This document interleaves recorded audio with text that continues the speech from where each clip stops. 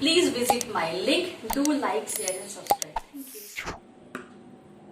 Hello everyone, मेरा नाम है बी ज्योति सिंह और आज हम लोग पढ़ने जा रहे हैं आरोह बुक का नेक्स्ट चैप्टर चार्ली चैपलिन यानी हम सब।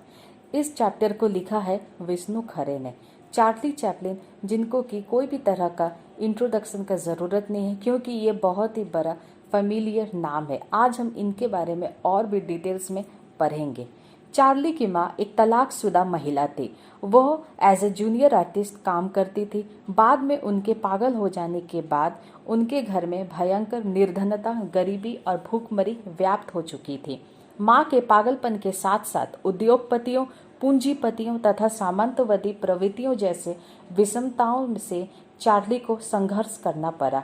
इस परिवेश में पूरी तरह ढलने के कारण ही करोड़पति हो जाने के बाद भी चार्ली ने अपने जीवन मूल्यों में कभी बदलाव नहीं किया। यहूदी पिता तथा खानाबदोश माता के पुत्र चार्ली ने कभी भी मध्य वर्गीय अथवा उच्च वर्गीय जीवन मूल्यों को नहीं अपनाया। उसका एकमात्र उद्देश्य अपनी कला द्वारा लोगों को हंसाना था। चार्ली ने हमेशा बुद्धि की तुलना में भावनाओं को प्रथम स्थान दिया। इसका दो कारण था। पहले एक दिन चार्ली के बीमार होने पर उनकी माँ ने बाइबल से ईसा मसीह की जीवनी पढ़कर सुनाई। ईसा के सूली पर चढ़ने के प्रसंग पर माँ और बेटा दोनों रो पड़े। इस कथा से चार्ली ने मानवता, स्नेह, करुणा का पाठ समझ लिया। दूसरी घटना ने भी चार्ली को बहुत प्रभावित किया। चार्ली के घर के पास एक कसाई खाना था और वहां सैकड़ों जानवर मारने के लिए लाए जाते थे। एक बार एक भेड़ किसी प्रकार वहां से भाग गई और उसे पकड़ने वाले लोग कई बार फिसल कर गिर पड़े, जिन्हें देखकर बाकी के लोग बहुत अधिक हंसने लगे। इसके बाद बेचारी भेड़ पकड़ी गई। चार्ली ने सोचा कि अब भेड़ के साथ क्या होगा। उसका हृदय पूरी तरह करुणा से भर गया। इसी के प्रभाव से हास्य के बाद करुणा चार्ली चैपलिन की भावी फिल्मों का आधार बन गया था। लेखक ने चार्ली के माध्यम से सबको यह बता दिया है कि किसी कलाकार में करुणा एवं हास्य का भावना का पाया जाना उनकी श्रेष्ठता को दर्शाता है। मानव जीवन में भी करुणा को यदि हास्य में बदल जाए तो मनुष्य अपने संतापों को दूर कर सकता है। चार्ली का हास्य कब करुणा में बदल जाएगा और कब करुणा हास्य में बदल जाएगी जाना नहीं जा सकता है। भारतीयों ने भारतीय साहित्य शास्त्र के विरुद्ध चार्ली के इस प्रयोग को भी स्वीकार कर लिया। चार्ली के इसी अभारतीय सौंदर्य शास्त्र से प्रभावित होकर राज कपूर ने आवारा फिल्म बनाई थी, जो कि एक्चुअली में द ट्रैम्प का ट्रांसलेशन है और चार्ली का भारतीयकरण।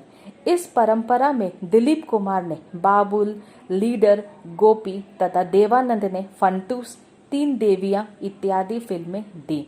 आज जब कभी नायक की झाड़ू से पिटाई होते दिखती है तो चार्ली चैपलिन की याद आ जाती है।